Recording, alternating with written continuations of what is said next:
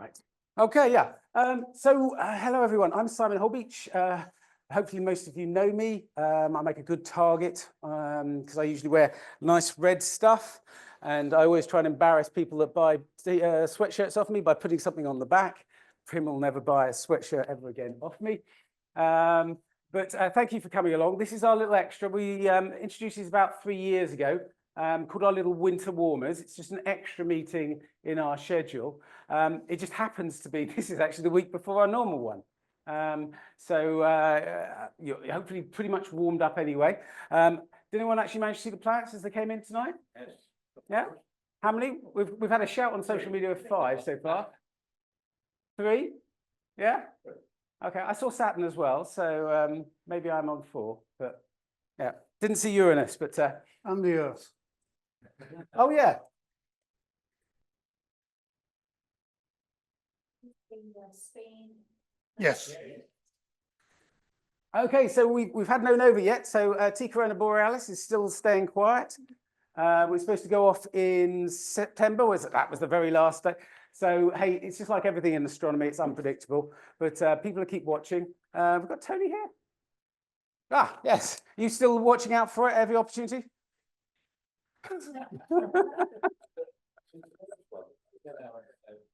Well, let's hope everyone's fit and healthy for when it does go boom, and that 1 or 2 days, depending on what people say, before it will disappear again. And clear skies. And clear skies, yeah. Okay, so this is the usual stuff. We've got 146 members as of this morning. There's loads of ways to get in touch with us, and here's the pretty mob that actually look after you. This is the coordination team. If you see any of them in the street, please feel free to buy them a drink. Actually, that's probably rather than make their life problematic, and just sort it out. If you're feeling a bit lonely and you want your phone to bleep every 5 minutes, I really would recommend joining the WhatsApp groups. And if you really want some really weird stuff, go to the 3D printing group. There's lots of stuff on the observing, lots of chit chat. Every time people go off on a complete tangent, we create a new group. We'll just find out. I thought I was going to be creating a new group this week, but they seem to have quietened down on. I can't remember actually what we're talking about, but anyway. Oops, jumping pages. So what we got coming up? There's our talks for the rest of this sort of year, but this is the time when I start planning and start contacting speakers about September onwards.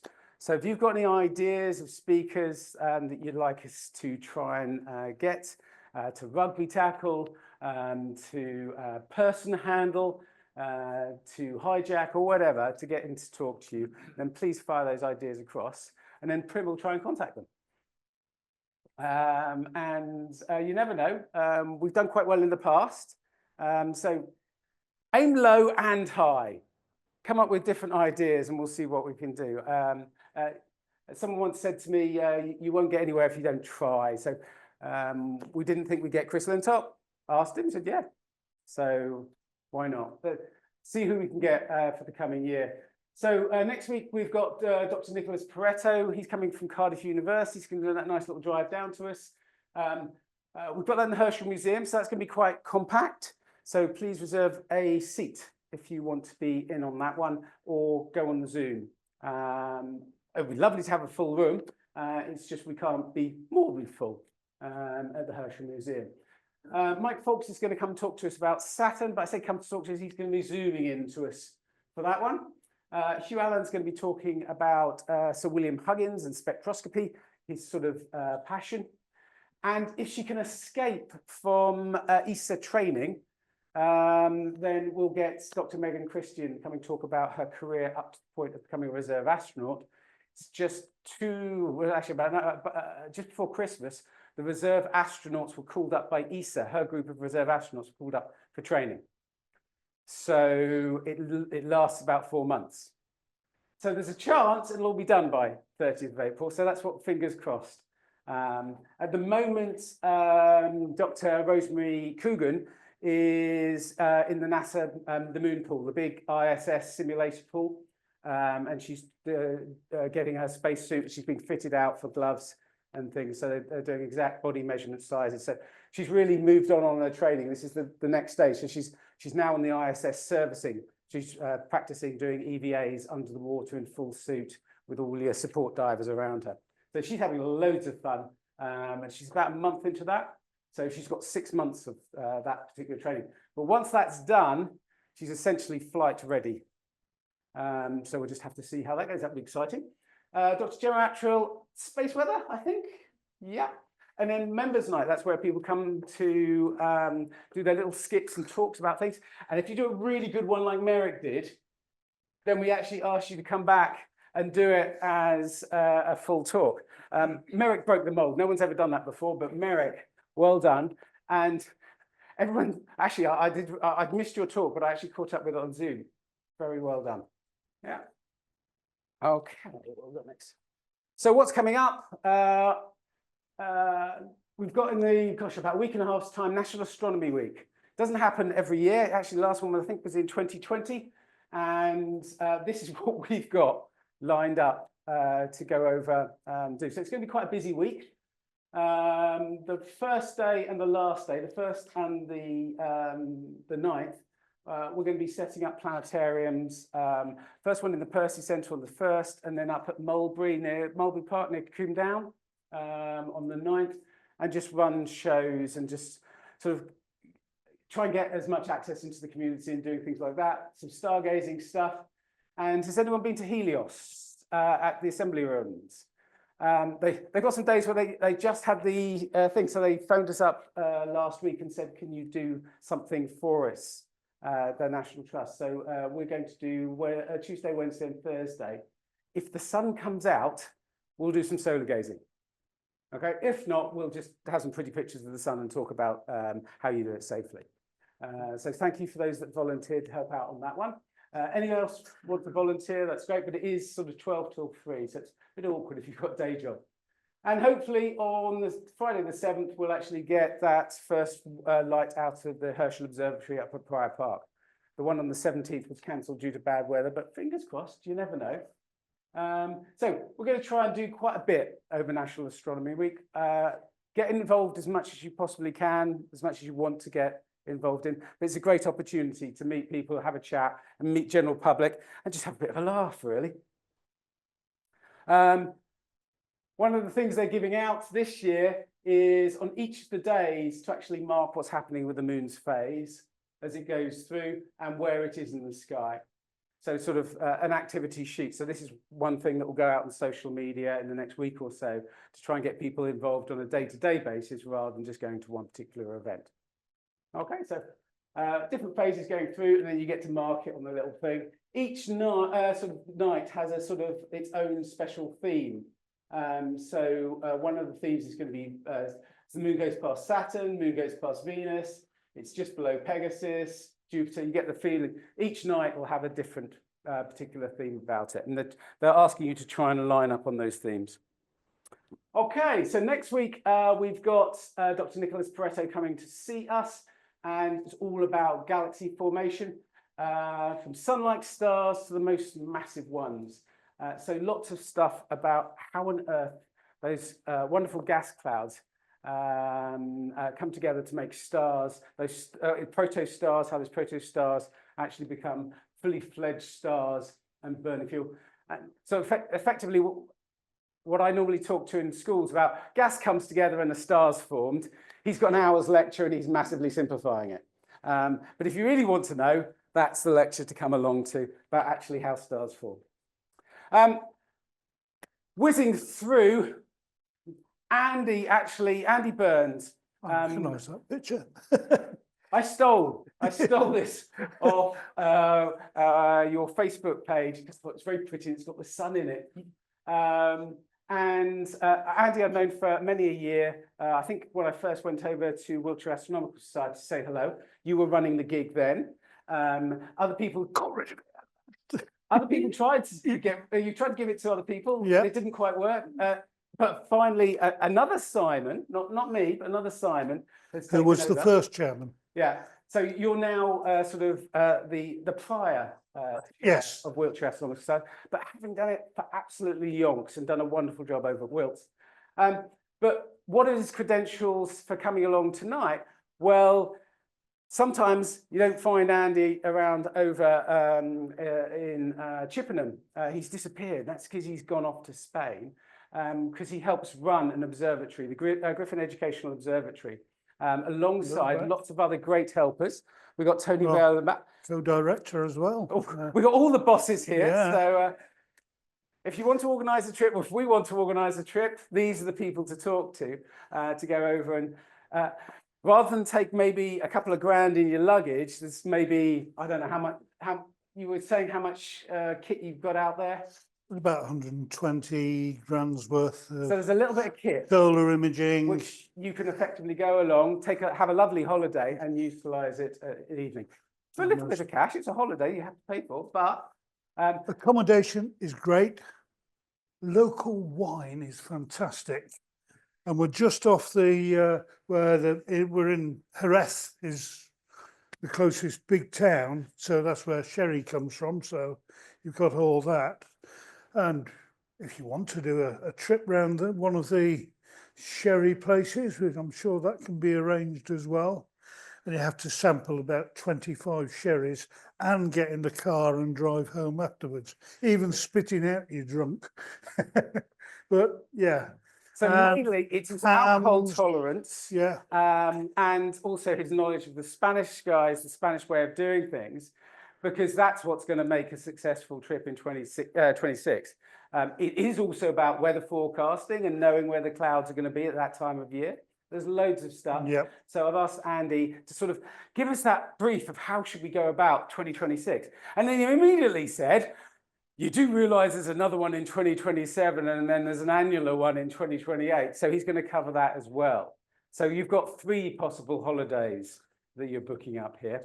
Without any more ado, I'm just going to stop that. Let's flip over, have you on the screen share on here, and then we'll start. Okay. Good evening. Hi there. I used to live just over, actually I can see the flat I used to live in Queen's Parade just through the window there. So I used to do geology here as well. So yeah, it's a familiar building. Tilting at Windmills. Normally I call it chasing the dragon, but it has connotations, I believe. But that was useful when we were doing the Chinese eclipse. But yes, we've got a very rare event, and in actual fact, totality and the annular eclipse full go through the observatory 5 months apart, which is pretty rare to get them crossing that close together. So we've got quite a bit going on. Right. Now then, I don't know how much you know about eclipses, so I'm going to do some fairly basic stuff. If you think, oh no, that's too far, then you never know. There are academics in the room who know nothing about practical astronomy. I went to the Tahiti transit of Venus, and there happened to be a dwarf white star conference going on with people from all around the world at that meeting, and happened to be watching the transit of Venus at the same time. And some of them came out and said, oh, is that a sunspot? Oh, are they asteroids? So you knew that, you know, the level of what they knew was so specialized that it gives them a bit of a problem. But the important thing to realize, we're on a unique planet with a unique moon, and we happen to be at a unique distance away from the sun and a unique distance away from the moon, and the moon is moving away. So there was a time when you didn't get any annular eclipses, and there'll be a time in about 1 billion years' time when you can only get annular eclipses. So we're just happened to be in this period of time. Some of us remember the old times, but yeah. So that is sheer luck. There is no other way to say that. So that is it. So we're going to look at nodes and alignments, how that works, types of eclipse, just to briefly explain, because of the variations in the distance, and things like, what is a saros? Did you know there's a SAR, which is half a saros? Yeah, I didn't either. Yeah, so I learned things preparing this talk as well. So quite useful to go back to the basics sometime. So we have the sun and the Earth system, with the moon going round, the system orbiting the Earth there.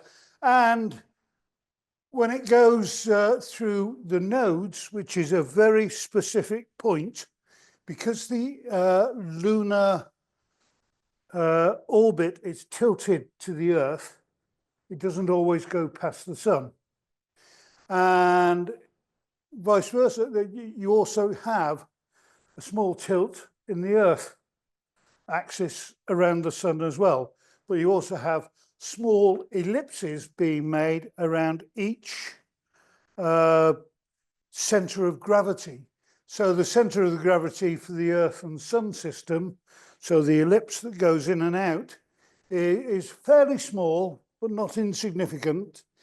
It means you get more annular eclipses, because in the winter, particularly January, it's just gone, we were closest to the sun. The sun was the biggest in the sky, barely noticeable, is it, in the winter.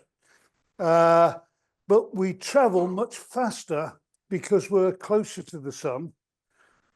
That's how the dynamics of orbits works. So our winter is shorter between the equinoxes than the summer period.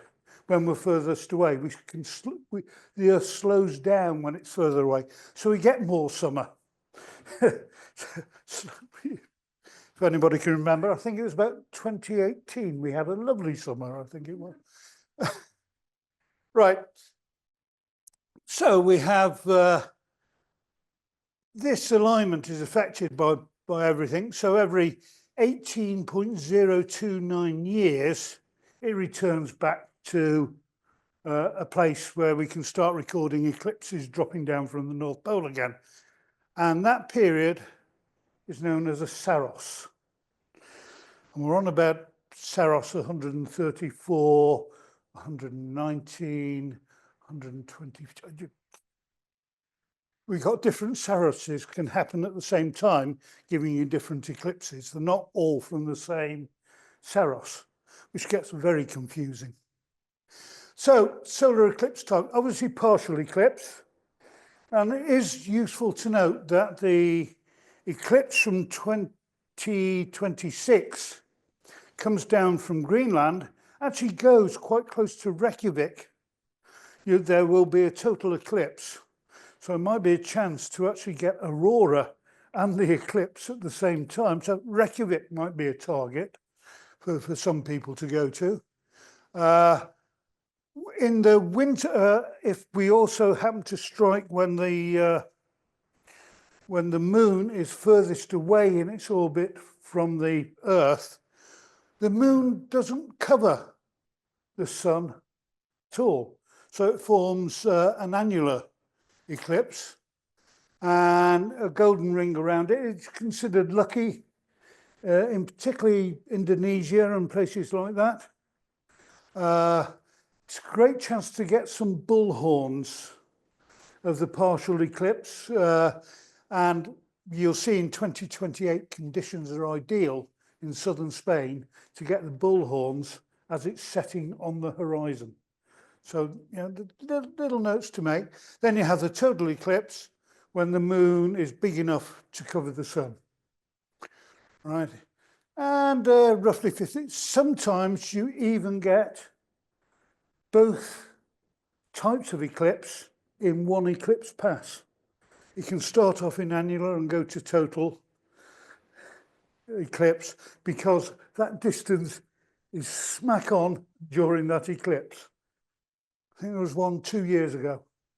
So it's not unusual.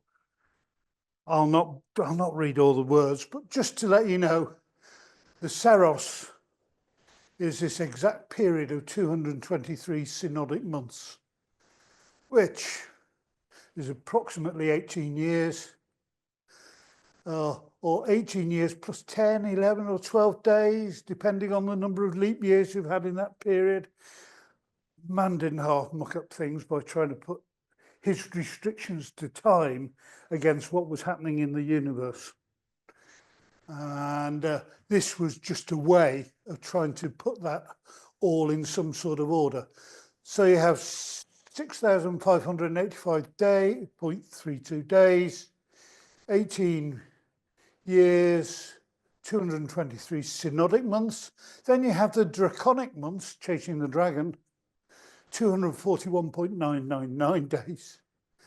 This is all worked out from that, but that is slightly variable.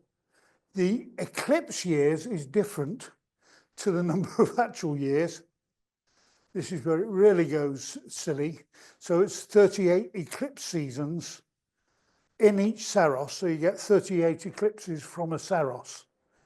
And that's 38 days of 173.31, then it drops off and then becomes the next Saros. But as I say, multiple going back. And then you have different types of months happening at the same time. You have anomalistic months and sidereal months. It just can get very, very confusing. And then you go in again and look, and you see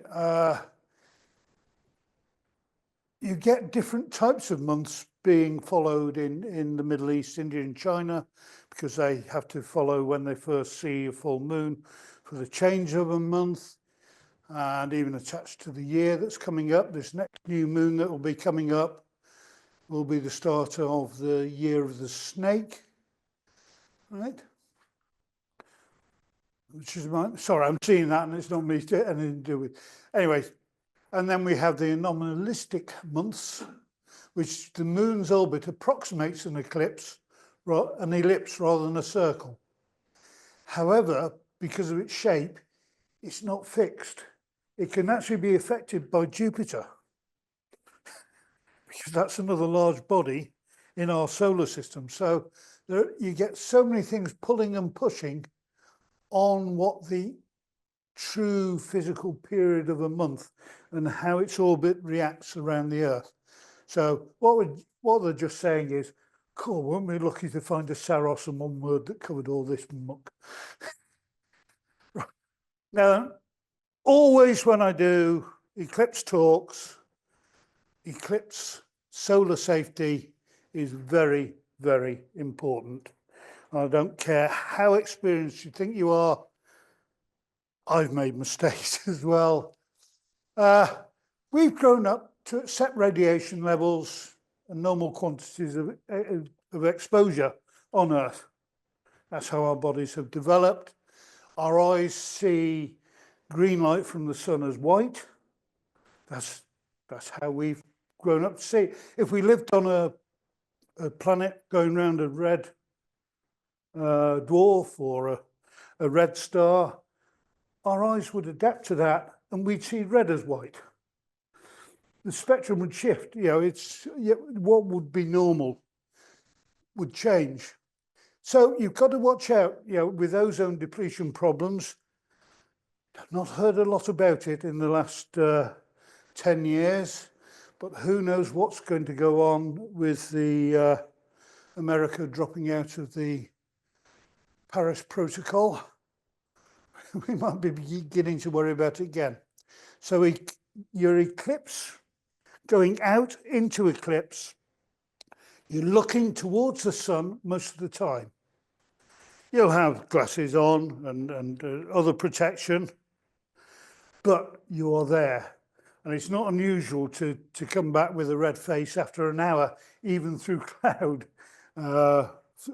It's just can burn so easily. So you've got to take skin protection. cream up, and then the eye.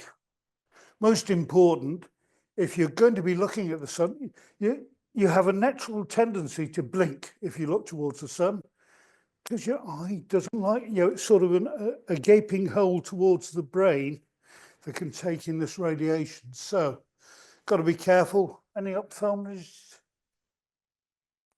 No. I gave this talk to various chambers of commerce around about the 99 eclipse, because people would be stepping out from work, and there's health and safety responsibilities. If you let them go out, rather than them going out of their own accord, then you had a responsibility for their safety. So you had to provide or tell them not to go out. Silly, isn't it? But yes, I was trained in health and safety as well. So not adapted for solar viewing.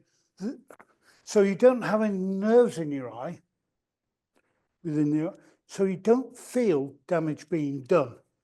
What you have are a series of rods and cones that accept the light. And the cones give you all the colour, and the rods around the outside, which give you black and white. So if somebody were attacking you or a shadow comes over you, you get the flee or fight response, depending on the size of that shadow. Or, we've learned to ignore it now. But when we were amoeba going around with other amoeba coming at us, then you needed to know what was about. So the eyes developed with mainly rods, and then it became colour sensitive with cones quite late on, particularly for mammals brought out. Other animals see different light, bees, birds, reptiles, they see different wavelengths to the ones that we see. So you've got to be careful. This radiation can build up in your eye. And that energy converts to heat. And remember, you can't feel this because you've got no nerves. So it converted to heat, it destroys the oils in the rods and cones. It is cumulative, right?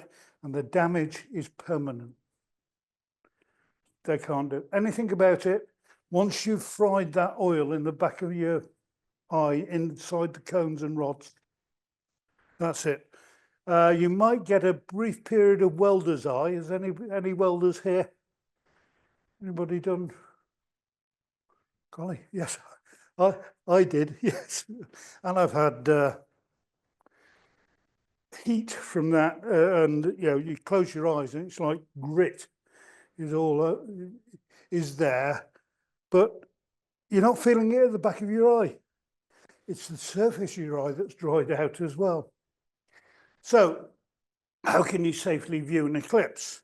You can use projection methods, specialized metal filters. Right. These are things, the togs that can go over a telescope or a binocular, one side of a binocular, or in the front of a lens of a camera. Just a blocker. Same here. This is a filter that I'll actually be using that screws onto the front of my bridge camera. And this is quite a nice camera. We'll see why it's a particular type of camera, but it has up to 3000mm zoom on it. And I can do handheld shots of the moon, part of the moon rather than the whole moon, just with that. So it's quite good. Focus on planets is difficult, but for the moon, no, it knows where it's going. So you've got to look, do you want to magnify or not magnify? You've got to ask yourself, do you want to spend your time looking at equipment, playing with equipment, sorting out if you've got the exposure right, or have I got the filter on right now? Just sit back and enjoy the eclipse. Okay? Not everybody does it. Sorry. Yeah, solar. Yes, Right, yes. wrong address on the ticket. Sorry about that. Thank heavens I had nothing to do with the ticket. Right. And you can also look at it at different wavelengths. The hydrogen alpha. And how many of you got hydrogen alpha telescopes? We've got one in Spain as well. So, yeah, if you go there, you can use that. Or you can use sinography, which was one way of looking at the sun, sorting the exposure where you could see the corona very well. And this was developed by my friend of the time, John Herschel. So we'll see his name crop up once or twice. So here we have the standard solar glasses. Now then, if you've got them from a previous eclipse, I recommend that you go out a couple of days before or even weeks before, we've got plenty of time, look up towards the sun. If you see a prick of bright light coming through, throw them away. They've got a hole in. And that is enough to blind you if you think you're getting away with it. Even one pinhole sized hole is enough to blind you. Am I preaching safety strongly enough? Another way is, of course, you can build devices to project it onto a piece of paper. Pair of binoculars, got cover up one side so that nobody accidentally looks through, and you don't heat up the system too much, because I've had people with eye caps looking, that have had telescopes looking, and the finder scope, which is about the power of a pair of binoculars, it's actually melted a hole in the back end of the lens cap. So it not mucking about, right? But you can project it down, and this is one of the great ways to get images. Another way is actually natural. If you look through leaves and look at the ground, you can see the shape, little pinholes made by the overlapping leaves. I've got photographs that are coming up where you can do that. But there are lots of ways of doing that, and the Herschel wedge. Again, invented by John Herschel. And this actually uses a prism to send most of the energy away and out of the system. You've got to be careful because it can get warm underneath. But it's fairly diffuse. It's not as bad as a single beam coming out. But then you have polarizing filters between you and the eyepiece or camera, and then you can take images or view through that. Most of them give you a green image, and we'll see that on one of the slides. So then you have, right, we're looking at going somewhere. What should we do? How should we travel? Historical, there are some noted traveling astronomers. We know about John Herschel's work down in South Africa.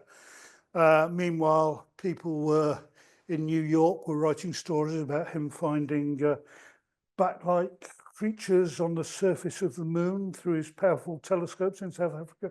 When he was out of the way, he was too far away to actually do any correction of that. Edmund Halley, of course, famously going down to Tristan da Cunha, and there he was working with the ellipses of comets, and realized that, of course, there was a comet going to come back. He never actually saw Halley's comet. He just wasn't around at the right time. Great shame. Le Gentil, I love this one. He was a guy sent to do transits of Venus from Goa. And of course, he was a French nobleman. And his boat, he was allowed to pass through a British blockade as a scientist. But he then had a shipwreck. And so he landed. And then he eventually got all his enough stuff together, and he was doing the readings from as I say, Goa. And it clouded up on the morning of the transit and didn't clear until after the transit had gone. Meanwhile, Cook was on Tahiti. Then he had troubles getting back. He got shipwrecked again off Madagascar. He got back. His wife had had him declared dead. She took all his property. He was destitute, made his way back up again to a certain degree. He's the unluckiest man in astronomy. It's worthwhile taking a look. There's actually a play being written about Le Gentil. But things like the dark passage, dark nebula that we see the head of Cygnus above Deneb, and before you get to the North American Nebula, there's a dark patch. That's actually Le Gentil 1. The work he did on the Orion Nebula, that was Gentil 2. He's got about 8 objects in the sky that he really studied. In between, because he went to the first transit of Venus, then he said, I'll stay for the second, because it was only going to be in 8 years' time. Guess what happened?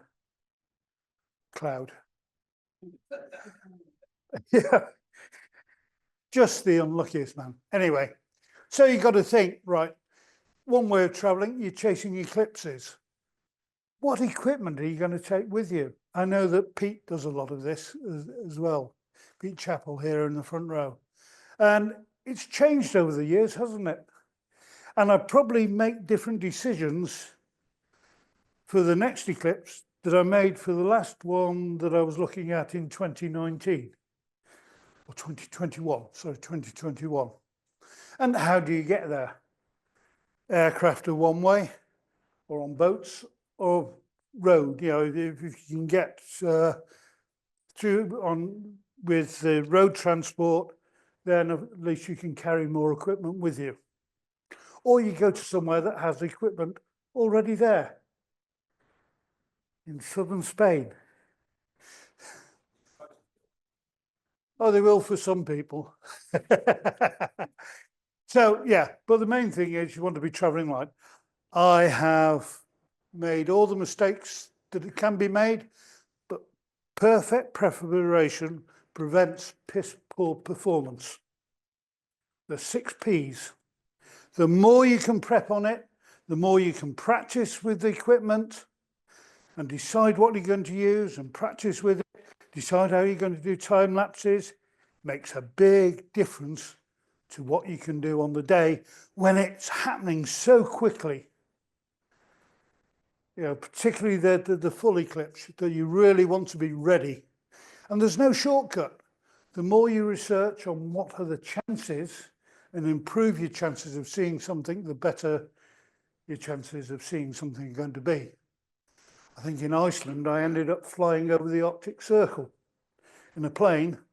And this was after 9/11, and I was cutting out mylar and putting them in front of people's binoculars so they could look through the window. And I had some image stabilizing binoculars. And I had my knife in the hand, and the pilots called me up to the cockpit, said, can we borrow your binoculars? And I was there in the cockpit with them whilst they were, I can't bend down that far, whilst they were working on flying around and giving everybody both sides of the seat something to see. You can't always rely on travel companies. Sorry about that. You nearly missed it as well. We were going to do Svalbard, and I had it all lined up. I had people, the company had researched it and were going to do it for me, same people that we went to China with. And they said, yeah, right, even allowing for bits and pieces, yeah, 2,200 per person, we'll get you there. And this was after my wife had died, so it was only taking one person. But you have to be aware that suddenly people Americans in particular, were buying all the hotels out in block, but didn't matter if they'd had bookings before. So the price went up to £5,500 per head, about 5 months before leaving. And that's when I cancelled it. I think you went to the Faroe Islands, didn't you, for that? And it was great. But yeah, I went to Svalbard because it had a better chance of clear skies.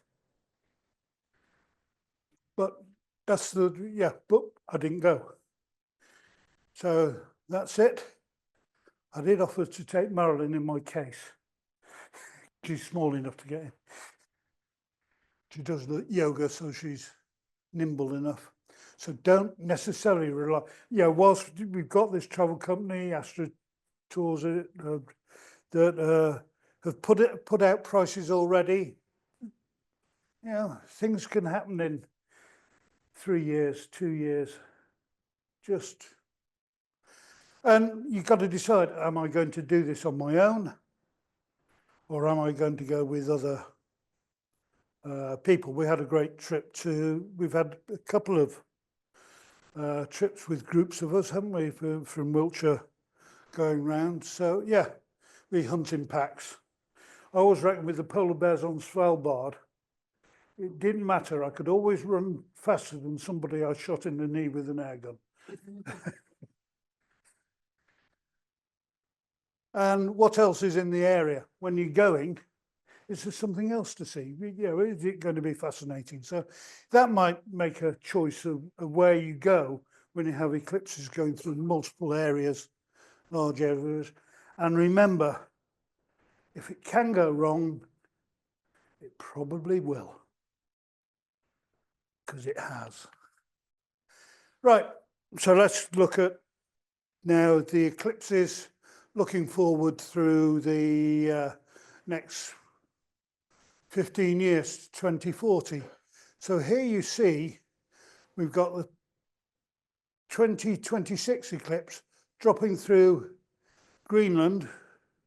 Some boats are going to Greenland, through Reykjavik, the peninsula, if the volcano doesn't go off. By the way, there's another volcano that could go. It's rumbling for the better than it was 14 years ago. Bong, something like that. It's on the northern edge of the Great Glacier in Iceland. If that goes off, if it goes through the top rather than leaking out through the side, then we could be in for another no-fly period because of atmospheric problems. So be aware that if you book to go to these areas, you might not get there for last-minute things. So we have that eclipse. Then in 2027, we have this eclipse that goes through the Indian Ocean, but it goes over just about the Madeira here, through southern Spain, and the totality is about, we're about 10 miles inside it in the observatory. But if you go to Tarifa on the southern coast near Morocco, you're quite close to the midline.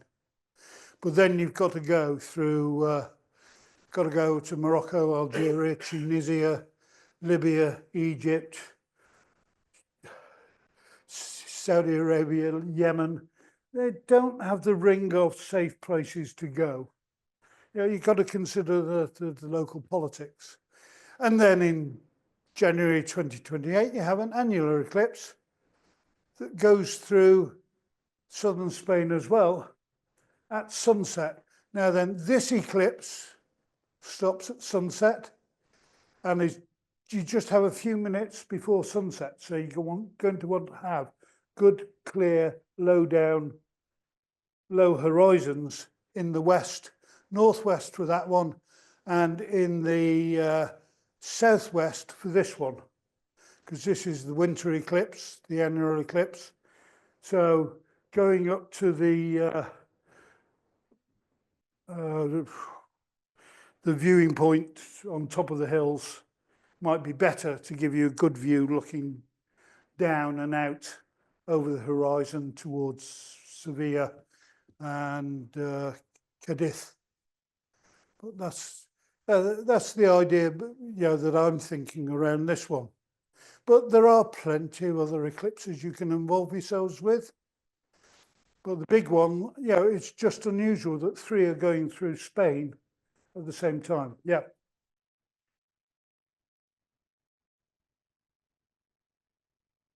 Now, this is an annular eclipse.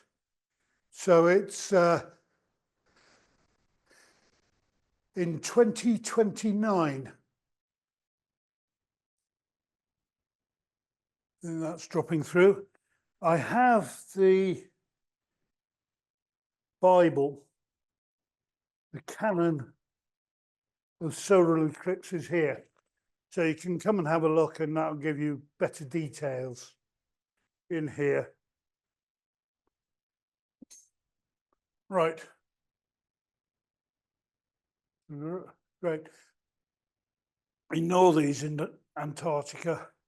They're not as big as that looks. It's the Mercator projection which has inflated these, because this is the start of this one.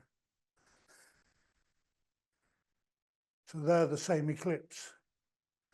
Yeah, so you've got to be careful when you're reading these. So why do you travel? Well, you've got to go to eclipses, transit of Venus. Yes, that was fun.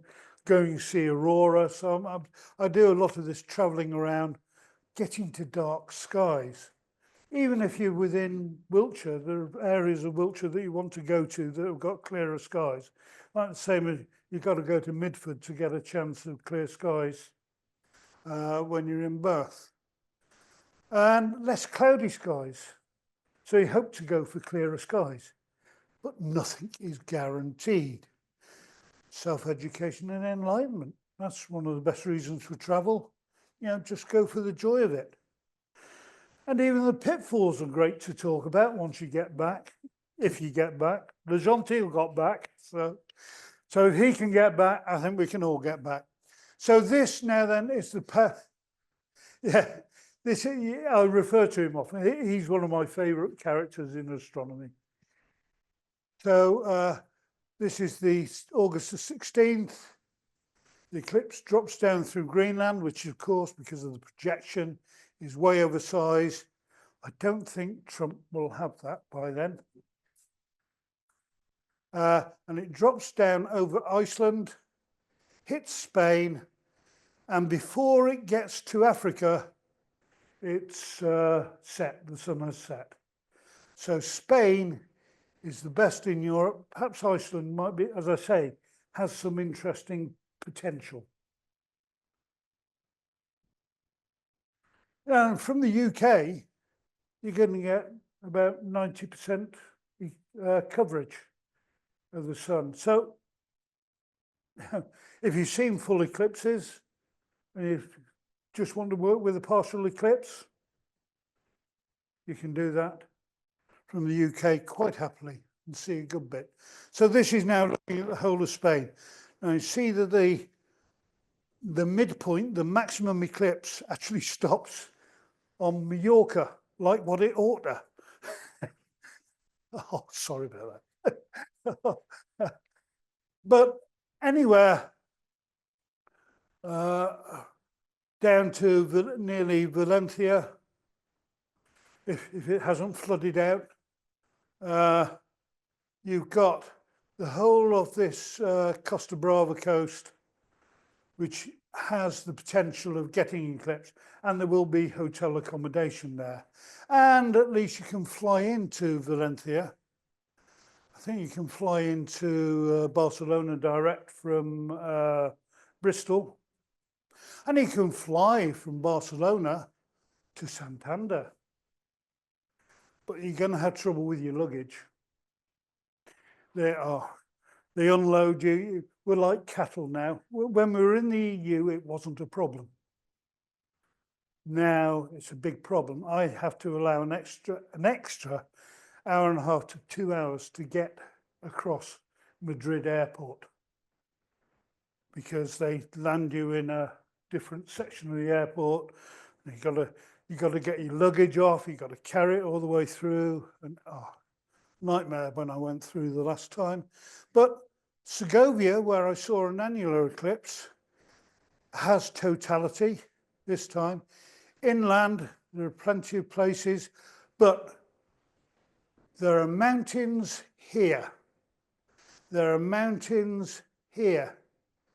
And these mountains at the top collect all the cloud. The rain in Spain doesn't stay on the plain, it actually goes to the outer mountains. One of the wettest places in Spain is near the observatory. Actually recorded the highest rainfall. It's just over the mountain from the observatory, but they have, 10 times the rain that we normally get in Holbeche and more. Yeah, it's just the mountains which surround, and the ridges of mountains, because it's Hercynian folding from when the Africa plate slammed into the Eurasian plate. It created not only the Pyrenees, but it bounced and did the Hercynian lift, which created lots of mountainous regions across the middle. So where you don't see a lot of towns, that's where there are mountains. Now, a very interesting area around Palencia and Burgos. The motorway that comes down from Santander is very good. They've built it since we started the Griffin Observatory. They've completed it now. And it has some great runoff places next to the motorway on the empty plains. And it's just parking places for people to sleep and lay up, but they'll make some great observing sites. So it's well worth looking at that, and it takes you over the mountains. The mountains are spectacular. If you want to do any motorbike riding, that's excellent. If you want to do cycling, there's a lovely route that goes over the Picos Europa. Oh, don't scratch your head at the same time. Oh, that's really belting through. Right, so we've done the path through Spain. Now through northern Spain, here we've got Santander. This is the edge of totality, the solid line, the midline coming down through here. And you see that all this green isn't actually low woodland, it's actually mountain forests. And it's not unusual in June to be landing in Santander and driving through and seeing snow on the peaks still. In fact, one of the main ski centres is just down here at Bahar. So there's, lots to see. As I say, this place near Burgos is just about on this crossroads, and there's a lovely rest place just here, and that is flat, looking to the west. Okay, so that is a useful one. Because it's slightly above due west, the coast would be great, but the weather isn't. The difference between cloud cover here, average cloud cover for the last 20 years in mid-August is 60%, with fog added to that. In Bilbao, which is where Leroux actually landed his expedition in 1860. It was foggy when he landed. It was an August eclipse. We'll see more about this. It was foggy when he landed. He spoke to a seaman, said, "What are you coming for?" The seaman said, "See an eclipse?" "Oh, it's foggy." It's always foggy here in August and September. So that's why I say it might not be cloudy, but it'll be foggy. So just be careful. You can have some nice days. I'm not saying every single day, but you're down to about a third of a chance rather than 2/3 of a chance, which over here, you're on about 30% and there's no fog. And then it goes through, there's the loaded lid again, Palencia, there's that lay-by, so it just goes down Zaragoza. Do you like that Andalusian pronunciation of Zaragoza? Right. So that comes all the way through and across the coast. And again, there aren't a lot of towns because this is a bit hilly. Around Burgos, there are a lot of mesas. You know, there's these where the worn away rocks and, you know, very like the American desert mesas. It's a lot like that driving through this area. So, yeah, it's interesting place to go. And trying to remember who came from Burgos. Oh, the Spanish king that was played by Charlton Heston. El Cid. He came from Burgos. And the Arabs were here, but Spain has been owned by so many different invading peoples, a lot of Italian families, Naples, Genoan, all there. So this is, look at the average, this is for the 16th of August, 20-year average. Right, Zarita, which is on the coast near Santander, yes, you got full obscuration, totality, you know, good magnitude there. You know, you get 1 hour 48, 1 hour 49 minutes roughly. And duration of totality is 1 minute 18. So it's a bit off the centre line, this one. And you've got a good run, but you get the partial, i.e. the fourth contact finishes at 21:20:24. Sunsets at 21:23. These are European times. So, you know, it's going to be going down. If you want the full eclipse, it's dropping down. So the average cloud cover, 56% plus fog. Orsono, which is in Palencia, which is near this, which is this truck stop, if you like, car park off the motorway. Plenty of room. Nobody's on the motorway. Absolutely. Having said that, with the eclipse, who knows? It's going to be chaos. But yeah, so you still get the 100%, higher magnitude.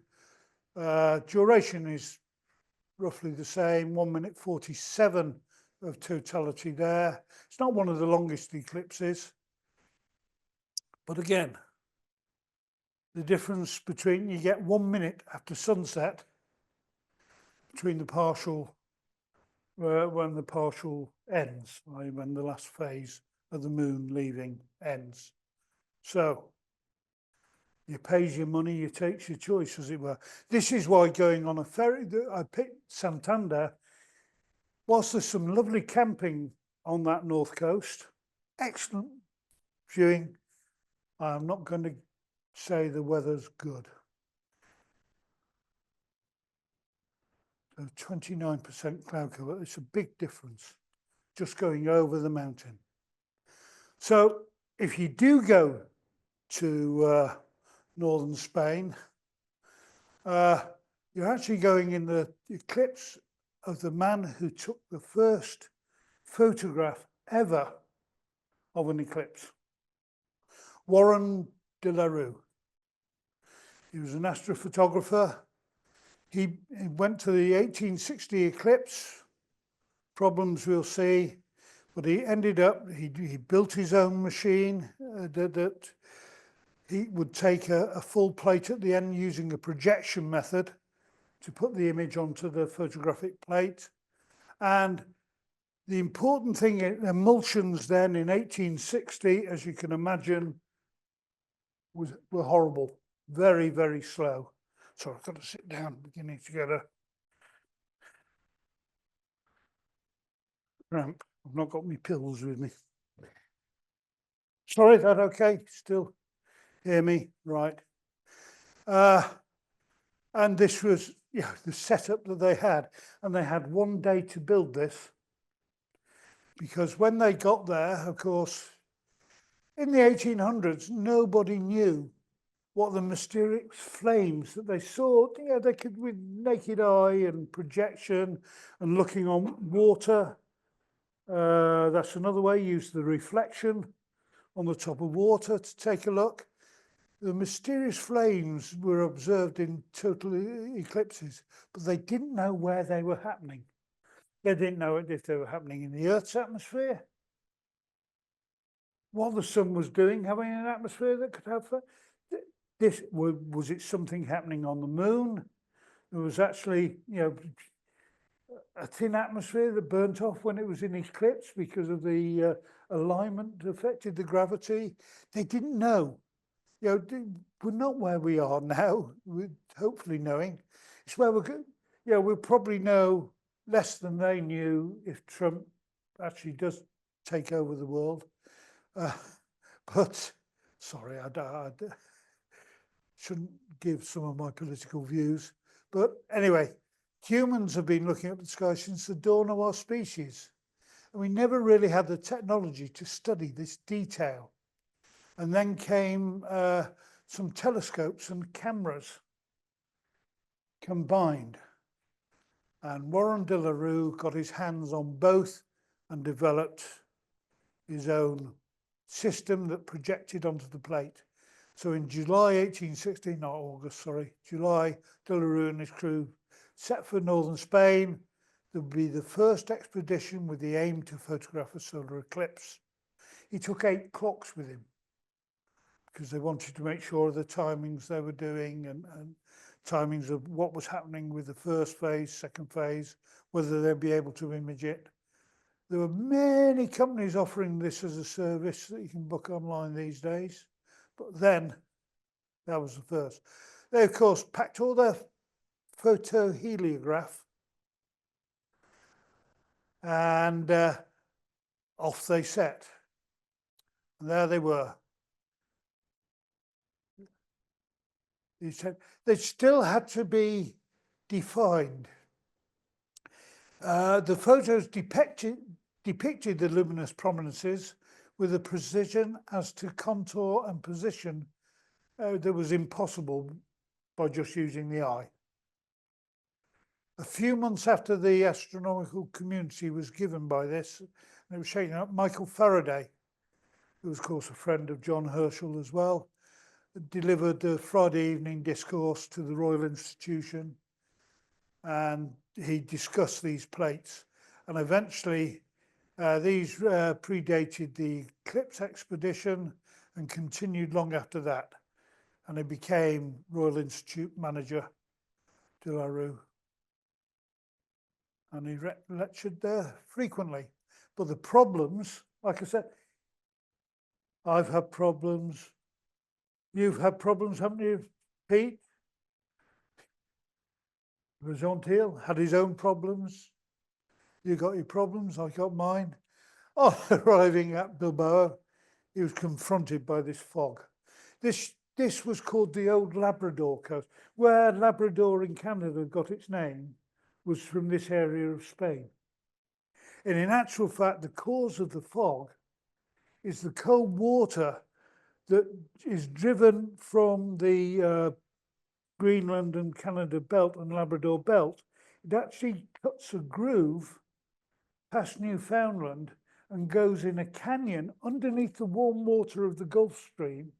And this cold water is aimed down a canyon that goes neatly through the Bay of Biscay and comes out about 50 miles off Bilbao.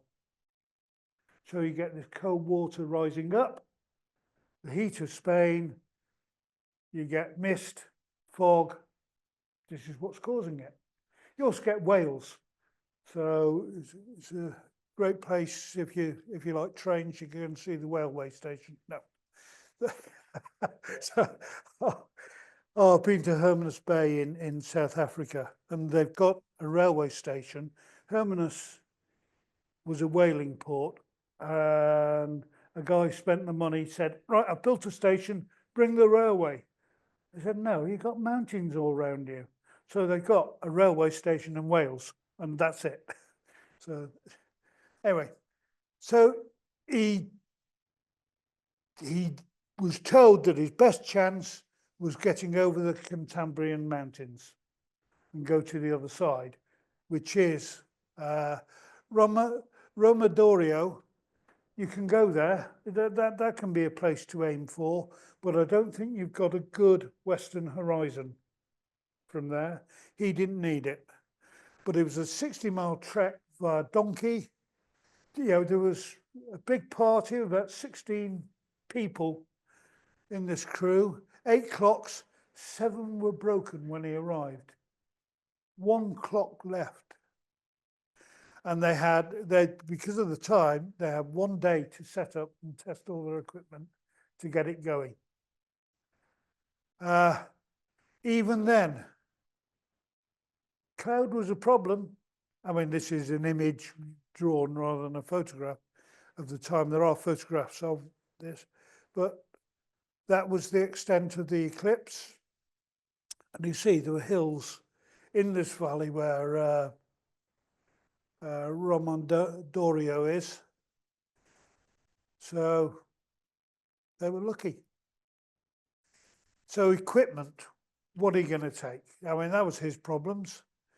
You've got to think about the usefulness, the weight, and it's a compromise. That's the order of the day. What are you expecting to see? Work out before you go. Do you want to do any imaging? Do you want to take a telescope? Do you want to take an H-alpha telescope? Very sensitive to travel, so be warned. I've had one broken by LAX airport. Thank you very much.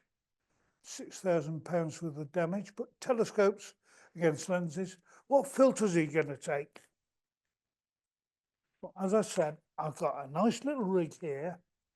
This is a Nikon P1000, which gives me up to 125 times optical zoom, and then it can go further than that.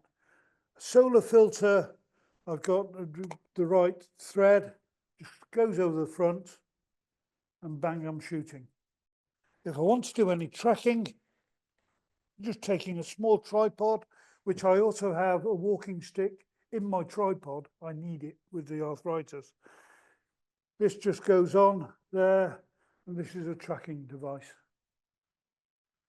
And it'll easily take the weight of that camera. It'll take about a 400mm lens quite comfortably in camera. And I'm talking Nikon camera. It'll take about 8 Canon cameras, not like rubbish.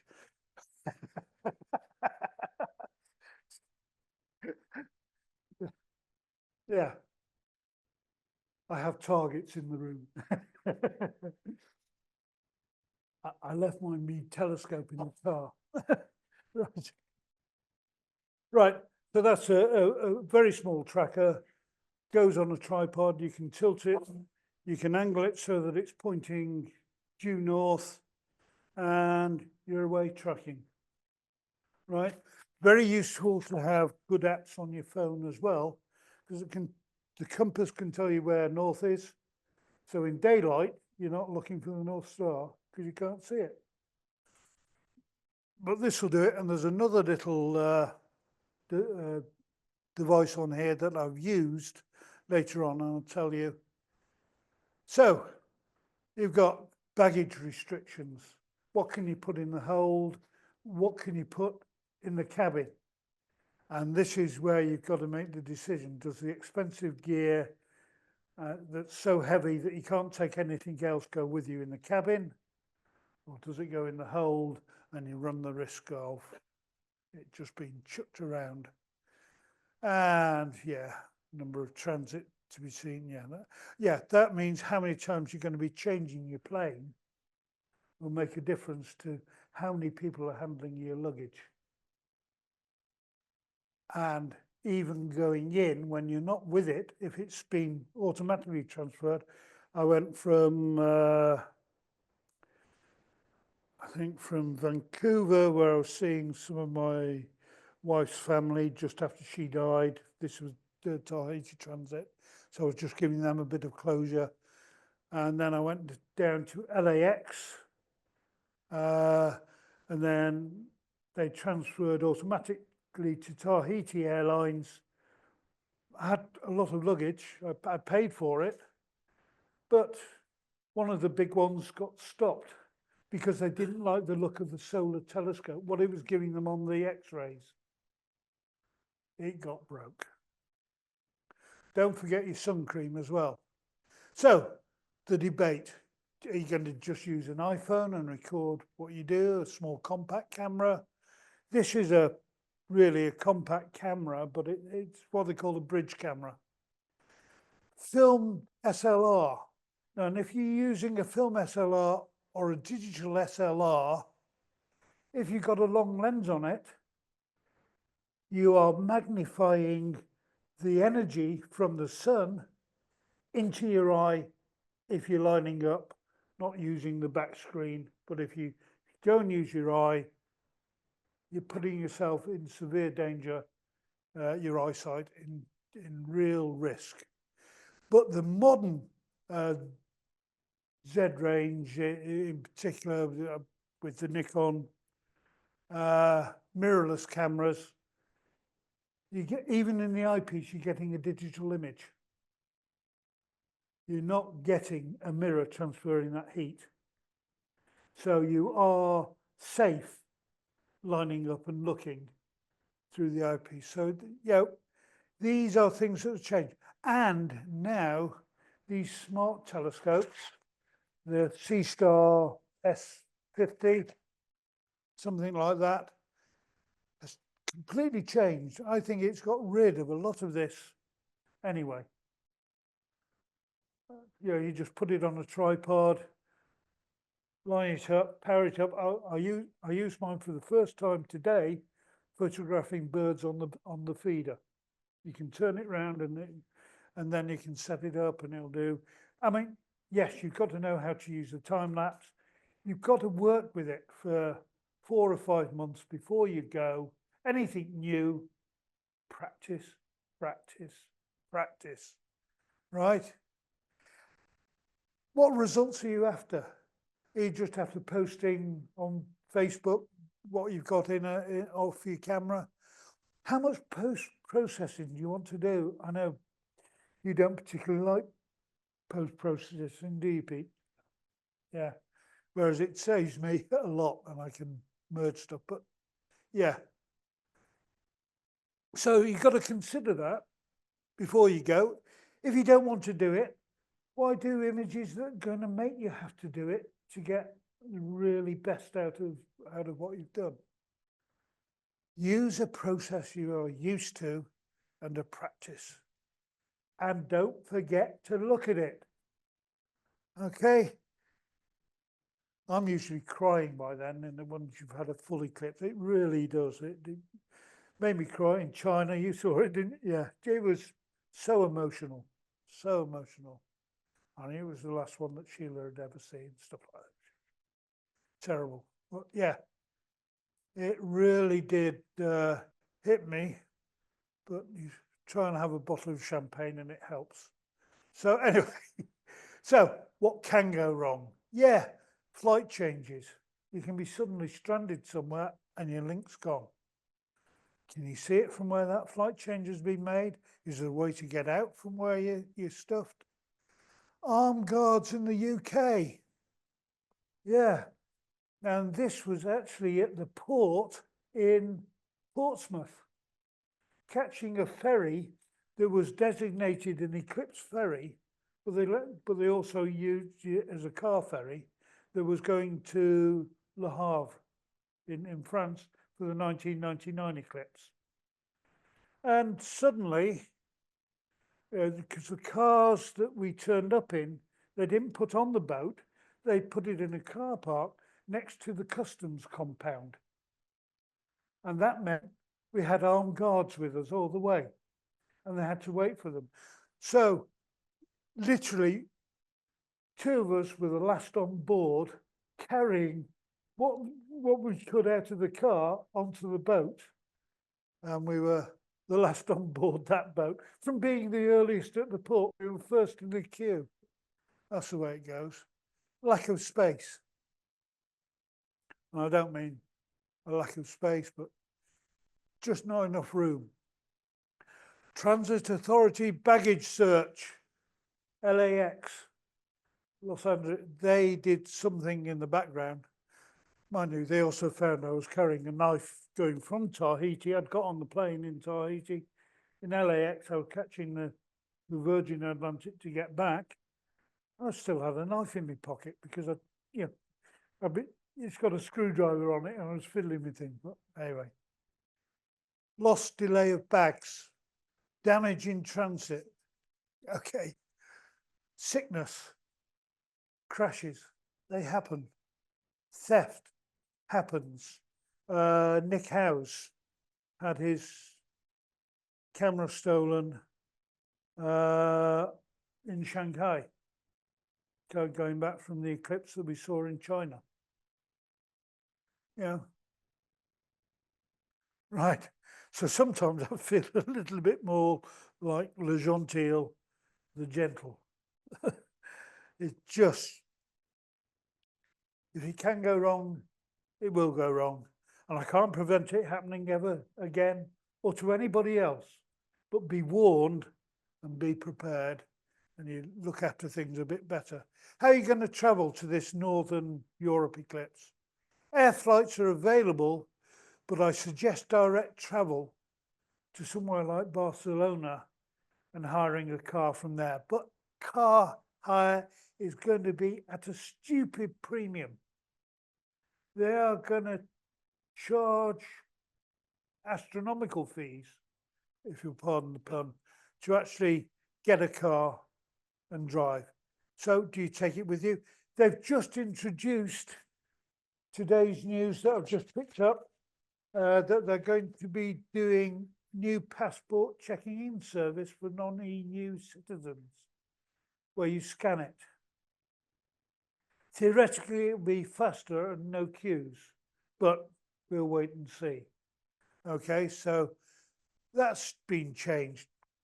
What do you, if you do go with a car, with a vehicle, load up with 4 of you in a vehicle, a new law introduced this year, you've got to have an orange flashing light to put on top of your car rather than a red triangle, because people were being knocked over putting out the red triangle.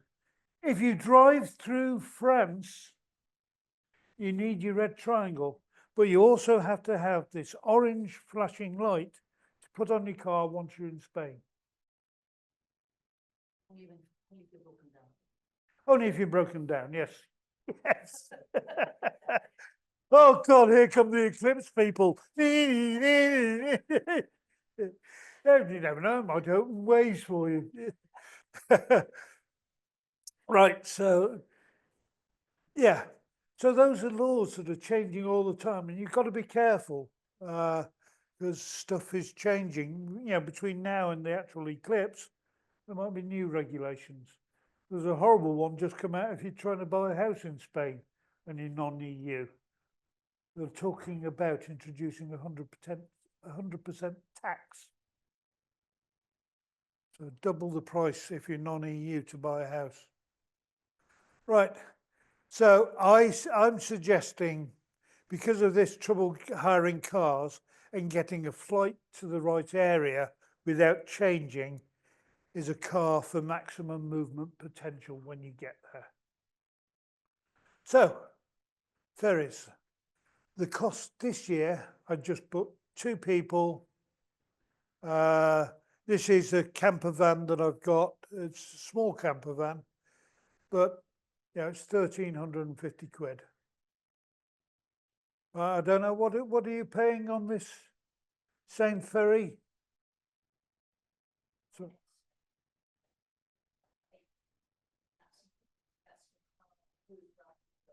Yeah.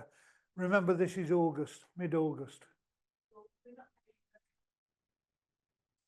but I booked it. Right. You can't book for 2026 until August this year. I spoke to them on the phone. Nice lady there. Yes.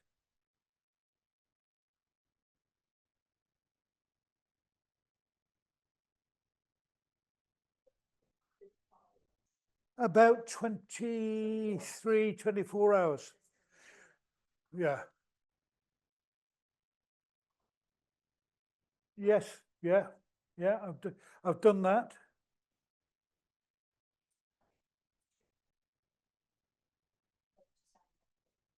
And the restaurant is excellent and cheap. Oh, you can go up as often as you like.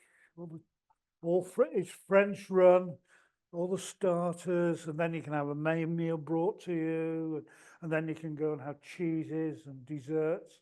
And that was just breakfast, wasn't it, Tony?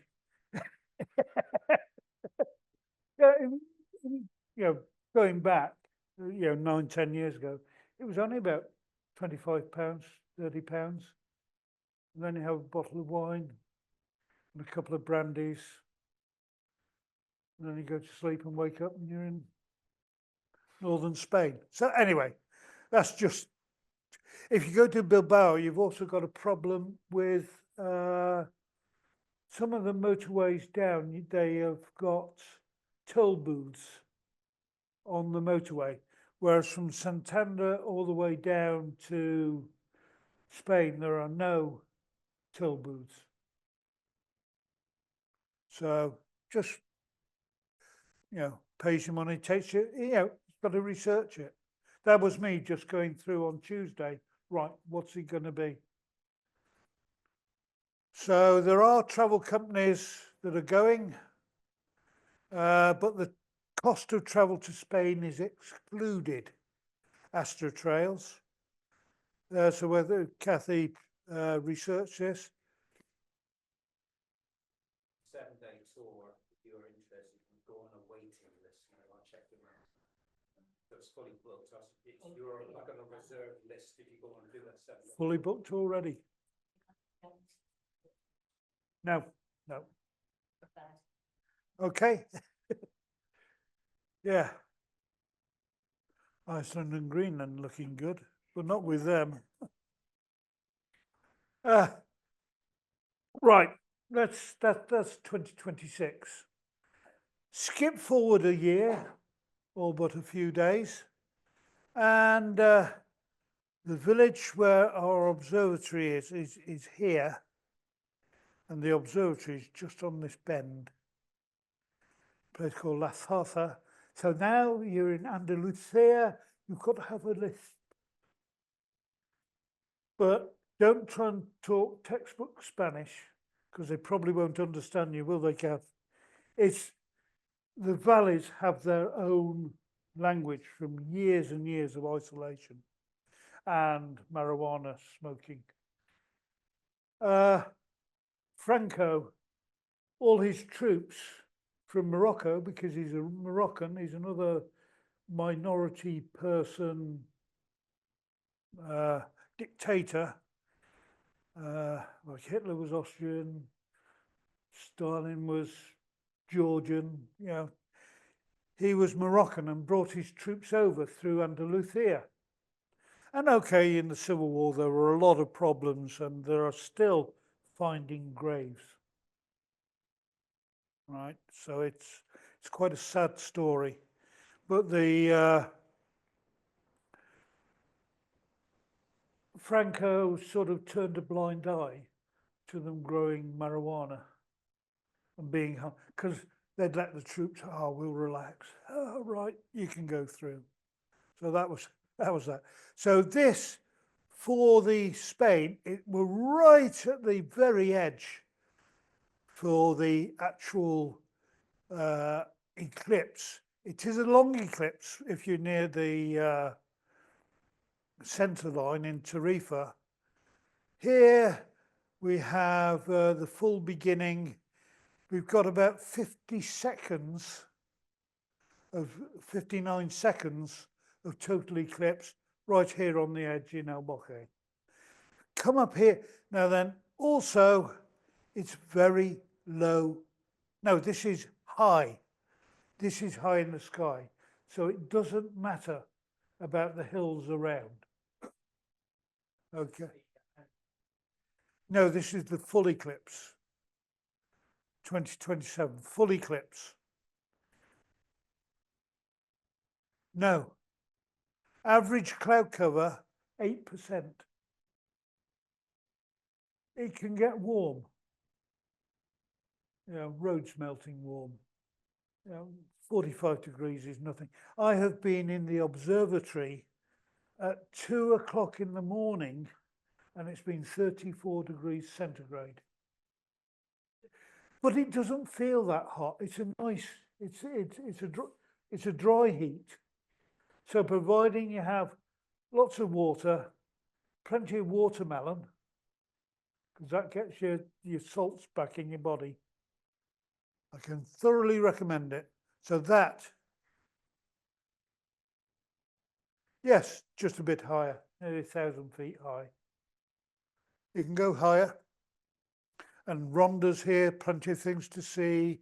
Leatherworking and briquet. The local Hamon, the Petinagra, the black-footed pigs, and they eat the acorns, so all the thin slivers of ham, and you can taste the acorn in it. It's lovely. It's not bad. Sometimes you can even get tomatoes on your salad, can't you, Pete? Sometimes I leave it off if it's you. Distress that. But anyway, so yeah, that is worth. Okay, it might be worth driving down, because how are you going to get there? You're going to have to drive at some stage. So you're going to hire a car from somewhere.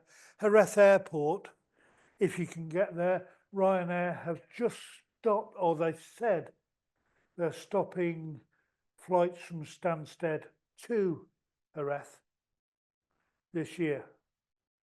Don't know when that's going ahead. Yeah. Yeah, Gibraltar's fine. Slightly cloudier because it's on the coast. But yeah, not bad. I have got a list of conditions somewhere that I did look at Tarifa rather than Gibraltar. But yes, you can fly to Gibraltar and then perhaps just stay there. But there could be a lot of people doing exactly that. Right. But the eclipse then goes all the way through Africa, as I've said. Marbella and the Costa Sol, all is in the full eclipse. So that if you try to fly to Malaga, I suspect a lot of flights are going to be booked and overbooked because it's a close airport. I like coming to Sevilla, which is just up here. I think here is Sevilla. And that is a very nice airport. Right, this is looking larger. Right, so here we have the centre. Actually, the centre line goes through Sevilla, and the airport is just here. And Sevilla is quite a nice city. Opened up a lot when they did have the Euro fair, the World Trade Fair there in Sevilla. And this is Jerez, where all the sherry's done, Cadiz, where the Spanish and French fleets were, and Tarifa, I think is here somewhere, isn't it, from memory? I'll find it in a second. I think here's Tarifa, which is Trafalgar. So the Battle of Trafalgar took place here, right? And you can see how, yes, lot of windsurfers. There's a beautiful beach on the Mediterranean side, which is just below the isthmus that goes out to the nunnery. And that's where all the naked bathers go on, and all the nuns are walking past, and they all stand up and wave at the nuns.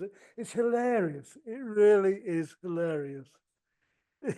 They probably go there, and yeah, it's just anyway.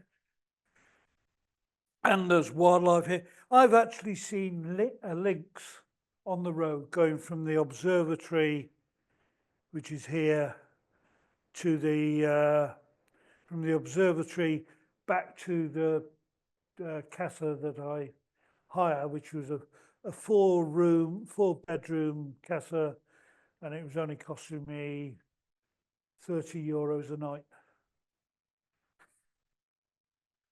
They don't have kettles, by the way. Just a word of warning. But anyway, yeah, it's a different. Plenty of bars and restaurants. You can eat almost anywhere at almost any time. In fact, they don't like us astronomers going in the spring because we want to eat too early. They like to eat round about 9 o'clock. But yeah, the eclipse is daytime. Different ball game. Right, altitude and track of the sun, the 2020. I use this app called TPE. It's the photographer's expert. And it tells you where the sun is, the moon is, where it's going to rise, where it's going to set, the heights and everything. During the eclipse, I can click on the eclipse, this particular eclipse. And the 2026 eclipse and the 2028 are both sunset at the final exit, or even before sunset for the annular eclipse. So in 2026, the maximum elevation is 228 degrees. Sorry, that's its rotation from north. So it's north of west when it's at maximum eclipse, and it swings round to 290 degrees as it sets, right? So it's 9 degrees up at full eclipse. So trees, factories, buildings could get in the way, right? So you want to look for a clear northwest sky there. The 2028 annular eclipse, spelled that wrong in my rush, that's at 240 degrees, so it's sort of southwest at maximum, 7 degrees at maximum, and it'll sunset 7 degrees further round. But this is nice if you can get one of the bulls, the big metal bulls for, is it Osborne's or Torres? Torres, isn't it? Do the metal balls, Osborne. But they have them on the hillside, and if you can get the sunset through that, you know, just a chance using that photographic alignment tool will put you in the right place to capture that. So it's a nice, it is a pay-for one, but it is a very useful tool. TPE, right? It's an app. Right, so why did I pick on Andalusia? I don't know. There is an observatory there. And we set it up as a turn-up and news. And it was very much to get, we were capturing students as well, a lot from Glamorgan. And instead of them working on the, perhaps the more scientific side, and just reading data and looking at that without looking at the sky, here they could come and actually look at the sky. And it's quite interesting to see some of the students at students at Glamorgan that have now become outreach experts and do big teams. Emma Ryde, even Alan Trow, he was a student there, and he set up the Dark Sky Wales, and I go and do a lot of talks at Brecon with him. There's a Ben Wilkes who's based in the marshes somewhere near Worcester. and he's a big outreach. So I'd like to think that they're coming here and getting back in touch with the sky, help them go out and teach astronomy under the stars. So that was always the aim when John and I set up this. So got lots of telescopes, Dobsonians, go-to Dobsonians, lots of different, some of these have changed. This is an old slide, unfortunately. We got changed that Losbandy mount for an EQ8. Gemini 11 still there. We got EQ6s that we've got on piers. You can take them outside. We've got piers outside. We've got some in the main dome. Yeah, there are cameras there. Attic cameras, Starlight Express, DMK video cameras, great for doing solar imaging. There are even a couple of DSLRs and lenses on the site. So you can turn up with empty pockets and go away with something. Pictures, if you bring a memory stick with you. You do not walk away with equipment, because I bounce you upside down before you get out. We have griffon vultures there, about up to 80 I've seen flocks wheeling over the observatory. And so we request no sunbathing, because we like to throw liver pate on them because the vultures come down. It's like Prometheus. The vultures will eat the liver. There's the regenerative and the soft tissue that they can get to. Anyway, but there are 4 airports in the area, including Gibraltar here. Jerez is the closest by far, but Sevilla isn't bad. It's about 75 kilometers. I can do it in about 50 minutes. The roads are good. Right, and it only gets windy at the last little bit, which unfortunately somebody wrecked my 2 wheels of a car when they were driving and it slid. Tommy, God bless him. Yeah, anyway, right. Oh, yeah, you can do the long haul through France or drop down from Santander. And there's even a train service that goes pretty close. Right, that actually goes to some of these, because the train line was built to go to Gibraltar by the British, and it came all the way through, and it goes within 10 miles of the observatory.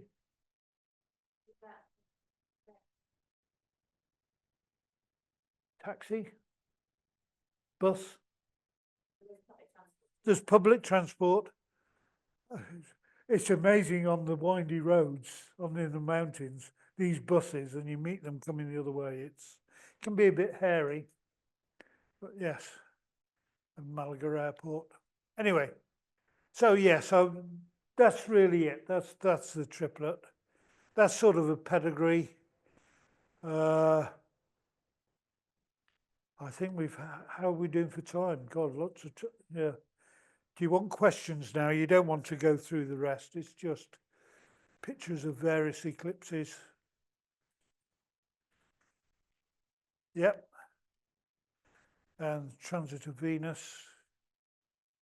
Oh, that was incredible. It was on my own.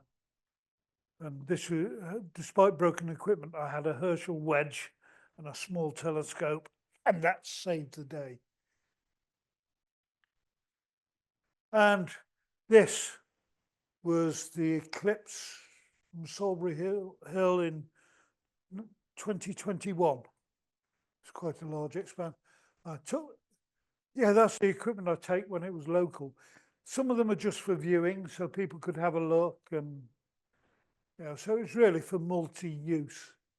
I don't just go for me. So I'm trying to image some. If you use a Herschel wedge, you're going to get a green image. That's not. I missed the eclipse because that's with hydrogen alpha.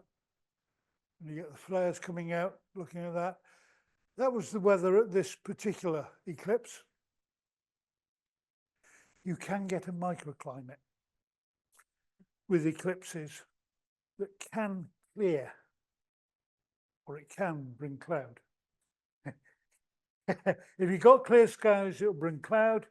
If you've got cloud, it can bring clear skies. Okay. Yeah, that's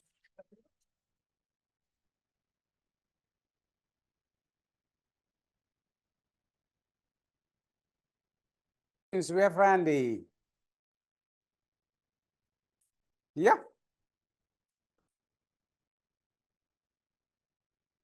Yes. Yeah. So if you're not a member, then just drop me an email and I'll get you a link. Yeah. What was your favorite eclipse out of all of them, Andy? oh golly. The first one was really exciting on a boat. Taking photographs was a disaster because of the vibration of the motors on the boat, whilst it was trying to hold station and keep us in clear skies. It was exciting. China was a cultural change and was, yeah, that was fun. Humid as well, about 90% humidity. Yeah.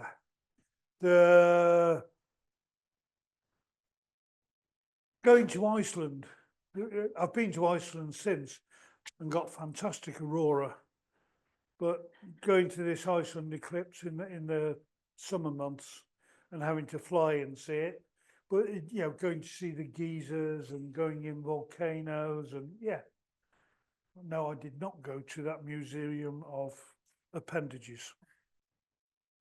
She knows, yes. Yeah. So yeah, yeah, they've all got, because I'm touring around the area at the time, what's there and the vibe I'm getting is different. To the Segovia eclipse, which was an annular, I took my father just before he died, and we knew it was going to be his last eclipse. But my wife knew she had cancer at the same time, so the China eclipse was her last eclipse. So yeah, they can be emotional. Yeah, they're emotional as well. That's why I cry. Yeah, don't mind saying it. I've cried at eclipses. Yeah, Not the only one. a human astronomer. Yes. So is it for first eclipse for someone, would you recommend not taking any kit other than visual aids? If you already got something that you use and you take pictures of the moon and know how to take pictures of the sun with that equipment, which I suggested something like, you know, that particular camera, then you take that particular camera. If you're having to buy a new lens to get there, it's probably not worth it. Just go out there and enjoy it. Get some eclipse glasses. Oh golly, numerous. If you go on Amazon, you can buy 100 for, you know.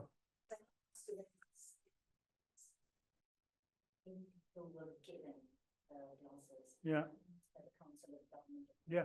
Yeah. It depends on the. Yeah. But remember, if you took those home with you, check them before you use them again. No. No, that's good. No, that's fine. It is the radiation that comes through. Even with UV sunglasses, it doesn't block enough of the heat radiation that goes into the back of the eye. Have you ever worn them, you know, your sunglasses and been out in a deck chair and you maybe sort of been close enough looking to the sun, not necessarily looking direct, but if the sun is in your view, and then you close your, and then you open, and everything's in black and white for a bit. Yeah, that's where you've melted some of the oils in the cones in your eye. Not worth the risk. No, no. But why? Yeah. If you if you got a yeah.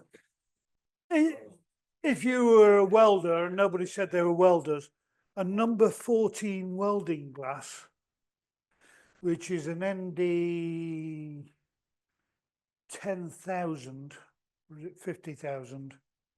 That's the level of blocking that you need.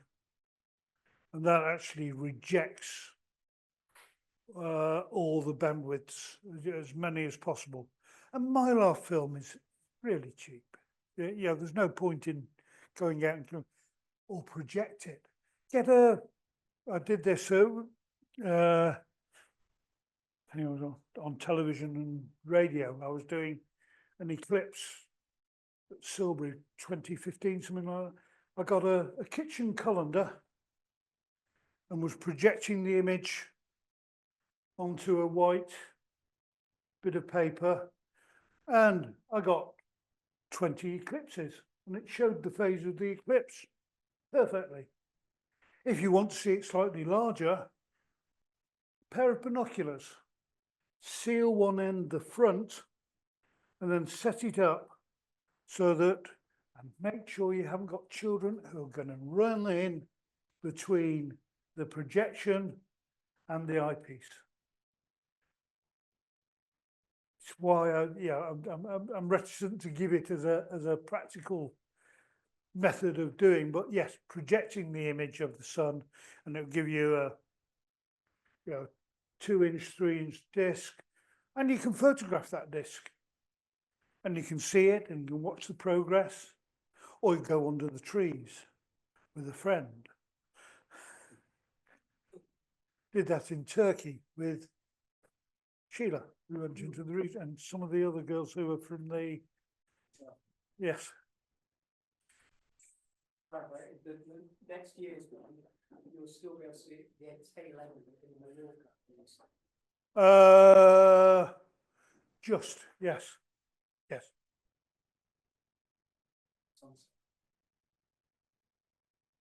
But I can check that very closely. Yes, yes. The centre line's there, the end of the track, yeah. But that means the centre of that track is totality. It wasn't saying where the fourth phase was. So you might find that its sunset is, because it's further east, is a little earlier. So you might miss 5-10 minutes. Yeah, I'm not before sunset. Any other questions? No? Well, hopefully everyone's excited and they're going to plan their trips now, because you've got 3 to plan.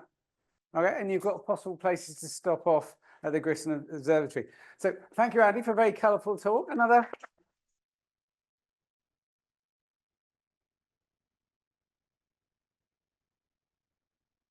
And please come along next week to our session with Dr. Nicholas Pareto.